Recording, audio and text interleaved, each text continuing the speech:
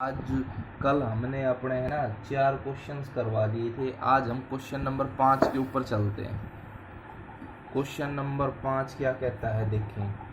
Find the area of region bounded by x square is equals to 16y, y is equals to 1 and y is equals to 4 and the y axis in the first quadrant. आपने केवल first quadrant का area find out करना है। तो देखें, हमारी जो curve दे रखी है वो है हमारे पास x square is equals to 16y, और मेरे को कहाँ से कहाँ जाना है, y फ्रॉम 1 to 4, 1 से लेके कहाँ तक, 4 तक। देखो बेटा, आप सभी को पता है it represents an equation of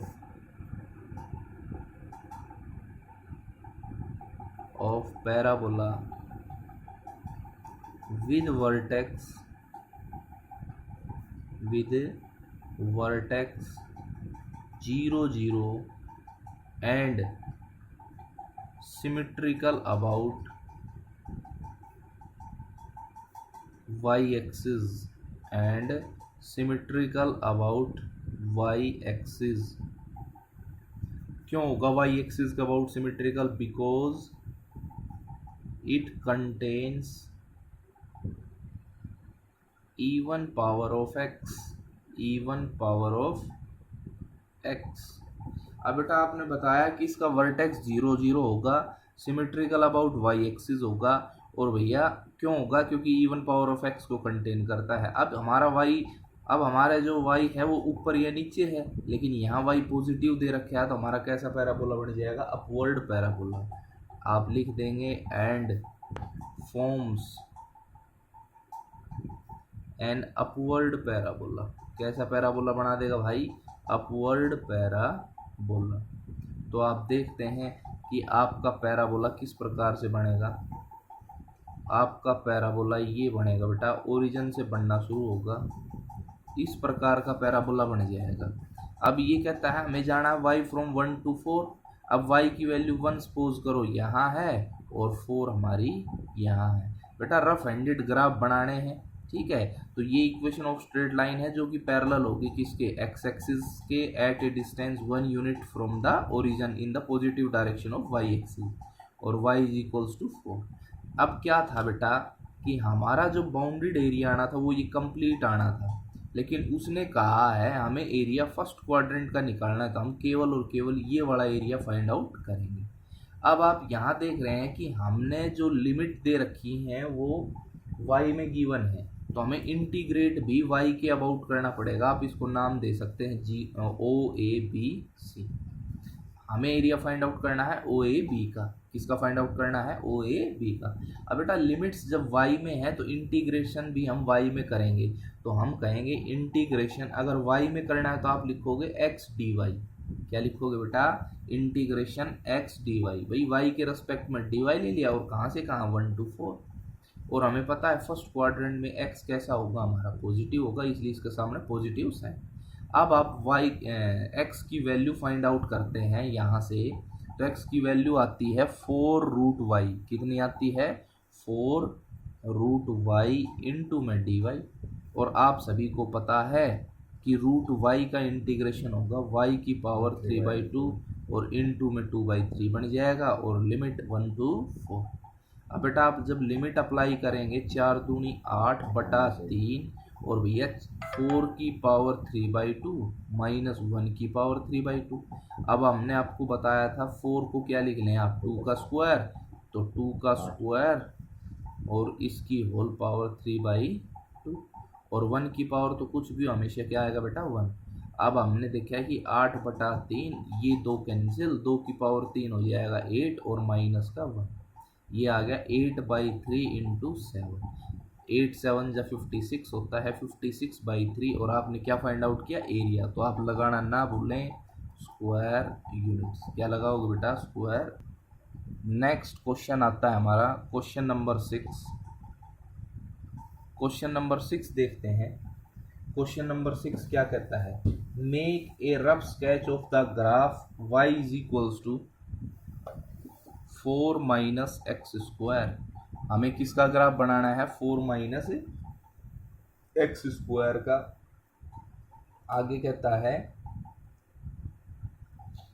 x is greater than is equals to 0 but less than is equals to 2।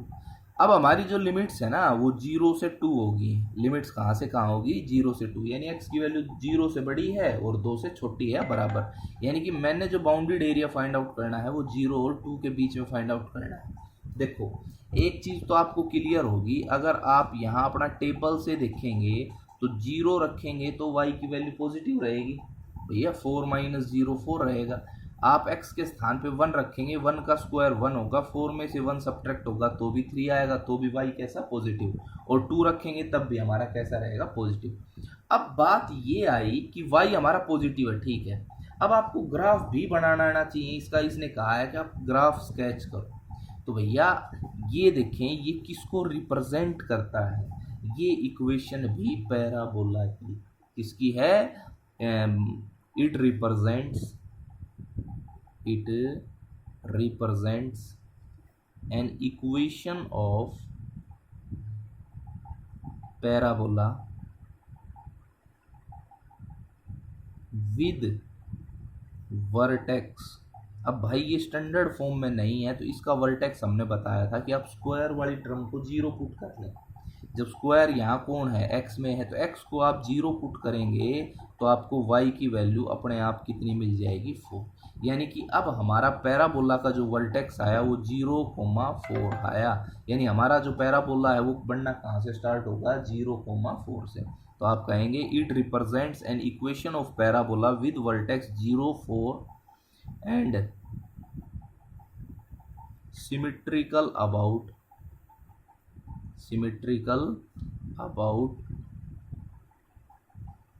y-axis, symmetrical about y-axis because it contains even power of x। भैया y एक्सिस के ऊपर इसकी figure बनेगी, क्यों? क्योंकि इसने x की even power को कंटेन करता है। अब यहाँ आपने एक चीज़ ध्यान रखनी है कि हमारा जो एक्स स्क्वायर है या जो ये y है ना, देखो अगर आप इस एक्स स्क्वायर को इधर रखो तो ये 4 इधर आएगा, यानी कि ये बन जाएगा y माइनस का 4। लेकिन माइनस को उधर भेजोगे तो एक प्रकार से आपके पास आएगा कि एक्स स्क्वायर को आप इधर ले जाओ तो 4 माइनस वाई, लेकिन वाई को आपने पॉजिटिव बनाना है तो आपने माइनस कॉमन लेना पड़ेगा। अगर आप उसको उस फॉर्म में स्टैंडर्ड फॉर्म में कन्वर्ट करोगे तो आपके पास ये बन के आएगा x square is equals to minus common लेने के बाद वाई माइनस का 4। ठीक है। अब आप कहोगे जी तो नेगेटिव आ गया, नेगेटिव है तो कैसा पैराबोला बनेगा? Downward parabola and forms a downward parabola. कैसा पैराबोला बनेगा भाई? Downward parabola. अब देखो इस पैराबोला की मैं फिगर बना के दिखाता हूँ, उंगली। अब देखो हमने बताया कि पैराबोला हमारा कहाँ से बनना स्टार्ट होगा? हमारा पैराबोला बनना स्टार्ट होगा 0,4 से, जहाँ हमारा वर्टेक्स होगा। तो बेटा 0,4 तो यहाँ से का आएगा, और आपने बताया कि डाउनवर्ड पैराबोला बनेगा, ये हमने डाउनवर्ड पैराबोला बना दिया, ये इसकी फिगर होगी। और उसने बताया कि हमारा 0 से 2 के बीच में लाई करता है, तो हमारा जो पैराबोला है, हमारे पैराबोला की जो फिगर आएगी वो केवल और केवल फर्स्ट क्वाड्रेंट में आ रही है, क्योंकि वाई कैसा है? पॉजिटिव। तो हमारा ये ग्राफ बन जाएगा। ठीक है, ये हमारा पॉइंट 0 है, ठीक है, और ये हमारा पॉइंट क्या है? एक्स की वैल्यू यहाँ कितनी है? 2। अब आपने बता दिया था कि इंटीग्रेशन 0 से 2 वाई डी एक्स, क्योंकि डी एक्स के अबाउट इंटीग्रेट करोगे, लिमिट किस में है? एक्स में। ना आपने इसकी 2 से मल्टीप्लाई करनी, क्यों नहीं करनी? क्योंकि हमें केवल और केवल फर्स्ट क्वाड्रेंट का एरिया हमें इससे पता चल रहा है लेना है। उसके बाद आप y की वैल्यू पुट करोगे, 0 से 2 y की वैल्यू है 4 minus x square D x, 4 minus x square D x. अब आप लोग इसका इंटीग्रेट कर दें भाई। 4 का जो इंटीग्रेशन होगा वो कितना होगा? 4 का इंटीग्रेशन होगा 4x, और लिमिट कहाँ से कहाँ है? 0 से 2। माइनस एक्स स्क्वायर का इंटीग्रेशन क्या होगा? x³ अपॉन 3, और लिमिट कहाँ से कहाँ है आपकी 0 से 2। अब आप लिमिट्स अप्लाई करेंगे, अपर लिमिट तो 2 minus lower limit 0 minus 1/3, upper limit apply करोगे 2 का क्यूब 8 होगा और माइनस लोअर लिमिट यानी कितना बन जाएगा बेटा 0। तो 4 2 ज़ा 8 माइनस 8/3। अगर आपने 3 एलसीएम ले लिया तो 24 माइनस 8 यानी 16/3 स्क्वायर यूनिट्स। क्या आएगा 16/3 स्क्वायर यूनिट्स। बेटा आप कभी भी ये यूनिट लगाना मत भूलना, नहीं लगाओगे तो आपका एग्जामिनर नंबर काट। आपका देखते हैं बेटा क्वेश्चन नंबर 7 क्या कहता है। देखो क्वेश्चन नंबर 7 कहता है कि find the area bounded by the curve y is equals to cos x between 0 से 2 pi. y is equals to cos x दे दिया और x लाइज बिटवीन 0 से 2 पाई। देखो बेटा आप क्वाड्रेंट्स के आधार पे भी बता सकते हैं कि y कहाँ से कहाँ नेगेटिव कहाँ से कहाँ पॉजिटिव, लेकिन इसका हमें ग्राफ बनाना है तो मैं आपको ग्राफ बना के दिखाता हूँ। ये अपने एक्सिस हो गए, ये अपना एक्स एक्सिस है और ये क्या है बेटा अपना वाई एक्सिस। आप लोगों को पता है कि कोस एक्स की जो रेंज होती है वो +1 और -1 के बीच में लाई करती है। किसके बीच में लाई करती है बेटा +1 और -1 के बीच में। आपने केवल और केवल इनके अंदर जो वैल्यूज लेनी है, जैसे 0 से स्टार्ट है 0 ले लिया, फिर आप π/2 ले डायरेक्ट, ठीक है, फिर आप ले बेटा पाई, फिर अपना ले 3π/2 और फिर ले अपना 2 पाई। बस इनके बीच की ये वैल्यूज हमने ले ली है। आप सभी को पता है कि cos 0 की वैल्यू 1 होती है। cos 0 कितना होता है बेटा 1। उसके बाद cos की वैल्यू घटेगी जो जैसे जैसे 90 की तरफ अप्रोच करेगा और cos 90 पे आकर 90 के ऊपर आके cos की वैल्यू 0 हो जाती है, यानी कि हमारी कर्व इस प्रकार से आई। फिर आपने देखा कि cos पाई के ऊपर cos की वैल्यू -1 हो जाती है, तो यहाँ यानी कि हमारी कर्व इस प्रकार से आएगी, ठीक है। उसके बाद आपने देखा कि cos 3π/2 के ऊपर cos की वैल्यू 0 हो जाती है, तो ये हमने 0 से ज्वाइन कर दिया, ठीक है बेटा, यानी कर्व इस प्रकार से गई। उसके बाद आप लोगों ने देखा कि cos की वैल्यू 2π के ऊपर फिर दोबारा से 1 हो जाती है, तो हमारी कर्व इस प्रकार से जाएगी, ठीक है भाई। अब इसको देखो कहाँ से स्टार्ट किया था 0 से, तो 0 से मैच कहाँ तक मैच करते हो 2π तक। हमारा जो बाउंडेड एरिया आया वो बेटा ये वाला आया और हमारा ये आया और हमारा ये वाला आया। अब आप लोग देख पा रहे हैं बेटा, जैसा कि आप देख पा रहे हैं कि हमारा 0 से लेके π/2 तक y किस क्वाड्रेंट के अंदर लाई करता है, फर्स्ट क्वाड्रेंट के अंदर। तो हम कह सकते हैं कि हमारा 0 से π/2 तक y कैसा रहेगा बेटा पॉजिटिव। आप लिखोगे इंटीग्रेशन 0 से π/2 y dx, हमने इसके सामने पॉजिटिव साइन लगाया है। अब आप लोग देखते हैं π/2 से लेके 3π/2 तक y किस क्वाड्रेंट के अंदर आया, फोर्थ में। तो आप कहोगे जी फोर्थ में तो फोर्थ में तो y नेगेटिव होता है, तो माइनस का साइन लगाओ। इंटीग्रेशन y dx कहाँ से कहाँ π/2 से लेके और 3π/2 तक। उसके बाद में हमारा 3π/2 से लेके 2π तक y किस क्वाड्रेंट में है, फर्स्ट क्वाड्रेंट में, और फर्स्ट में y कैसा होता है पॉजिटिव। तो आप लिखोगे 3π/2 से लेके और 2π तक y कैसा रहेगा पॉजिटिव। और बेटा अगर किसी बच्चे को ग्राफ से समझ में नहीं आया तो हमने 4 क्वाड्रेंट बनाए थे और आप लोगों को पता है कि कोस हमारा पॉजिटिव किस किस क्वाड्रेंट में था। कोस हमारा पॉजिटिव था फर्स्ट और फोर्थ क्वाड्रेंट में। तो आप कह सकते हैं 0 से π/2 तक कोस पॉजिटिव, तो मैंने 0 से π/2 तक कोस पॉजिटिव लिया है। फिर आप कहोगे जी π/2 से सेकंड और थर्ड क्वाड्रेंट में कोस नेगेटिव होता है, तो π/2 से 3π/2 तक मैंने कोस की वैल्यू कैसे ली है नेगेटिव। अब आप कहोगे जी फोर्थ में फिर दोबारा पॉजिटिव, तो 3π/2 से 2π तक हमने कोस कैसा लिया है पॉजिटिव। तो बेटा आप लोगों को है ना दोनों इस ग्राफ से भी पता चल रहा है, क्वाड्रेंट से भी पता चल रहा है, और मैं तो ये कहूँगा ग्राफ बनाना आना चाहिए। तो देखो y की वैल्यू सब्सटीट्यूट करो, इंटीग्रेशन 0 से π/2 y की वैल्यू क्या है cos x dx माइनस π/2 से 3π/2 y की वैल्यू मैंने फिर डाल दी cos x dx और भैया प्लस 3π/2 से लेके और 2π तक cos x dx। अपने cos x का इंटीग्रेशन क्या होता है, cos x का इंटीग्रेशन होता है sin x और लिमिट कहाँ से कहाँ है 0 से π/2 माइनस का फिर दोबारा sin x और ये लिमिट π/2 से 3π/2 और प्लस sin x और इसके ऊपर भी लिमिट 3π/2 से लेके कहाँ तक होगी बेटा 2π तक। अब आप लिमिट अप्लाई करेंगे, अपर लिमिट माइनस का lower limit plus sine 3π/2 minus sine π/2 और प्लस साइन 2π माइनस का साइन 3π/2। तो बेटा मैंने आपको वैल्यूज याद करने का तरीका बताया था कि आप 90 और 0 डिग्री पे याद रखें, फिर अपना क्वाड्रेंट के अनुसार प्लस या माइनस का साइन लगा दें। आप लोगों को पता है साइन 91 होता है, 270 के ऊपर भी यानी 270 पे भी 1 होगा, केवल और केवल क्वाड्रेंट चेक कर लेना है। साइन 0 0 होता है तो साइन 180 और साइन 360 भी कितने होंगे 0, प्लस साइन 3π/2 का मतलब साइन 270 डिग्री हो गया, हमने बताया 1, लेकिन थर्ड क्वाड्रेंट में आने के कारण इसको हम -1 लिखेंगे। और साइन π/2 भी कितना हो गया बेटा साइन π/2 1, प्लस साइन 2π 0 और साइन 3π/2 कितना हो जाएगा, साइन 3π/2 हो जाएगा -1। कितना हो गया भाई -1, यहाँ माइनस साइन है भाई। अब ये आ गया 1 - 1 1 और ये बन गया प्लस का 2 और यहाँ आ गया प्लस का 1।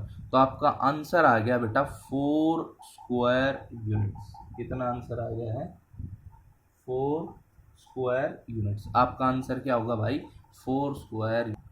देखो नेक्स्ट क्वेश्चन आया बेटा अपना कि make a rough sketch of each of the following functions and determine the area enclosed between the curve. Question number हमारा है 8। y is equals to cos 3x, y is equals to cos 3x and x lies between 0 से π/6। हमारा x लाई करता है अब 0 से π/6। बेटा इस सवाल में आपने ध्यान से देखना है कि ये जो लिमिट है ये x के लिए है, लेकिन हमारा एंगल क्या बन गया 3x।